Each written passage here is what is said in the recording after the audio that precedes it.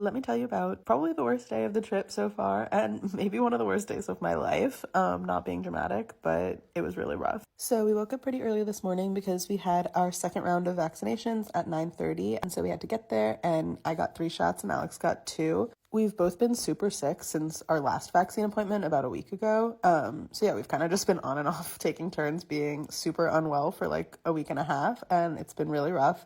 About a mile after the vaccine center, we hit a slick patch of this bike lane and we both just wiped out. I fell first and then Alex turned around to look at me and he fell after me. So it probably looked really funny, but it was really unpleasant. And then we pumped up our tires and kept going, but the morale definitely took a hit. We were preparing for a tough day, but we did not know how tough it was going to be. We hit this dirt track and it was so muddy. It had rained a lot the night before, but it was like the type of mud where like your tires would get clogged in 2 seconds and you basically couldn't ride at all. And the mud actually caused Alex's belt to like continue popping off of his bike. I'll save you like the bike details, but basically, yeah, he just couldn't ride his bike and we kept having to stop, take off the back wheel and fix the belt. The mud was so thick, like you couldn't even walk. And I made this little stress ball out of the clay because we were just kind of losing our minds a little bit. We were both feeling like super unwell from the vaccines, just like really lightheaded and like kept feeling nauseous and like we were gonna faint. And so having to stop and deal with bike maintenance on the road while feeling like that was just like not fun. And we were moving so slowly. It took us like a couple hours to go just 10 miles.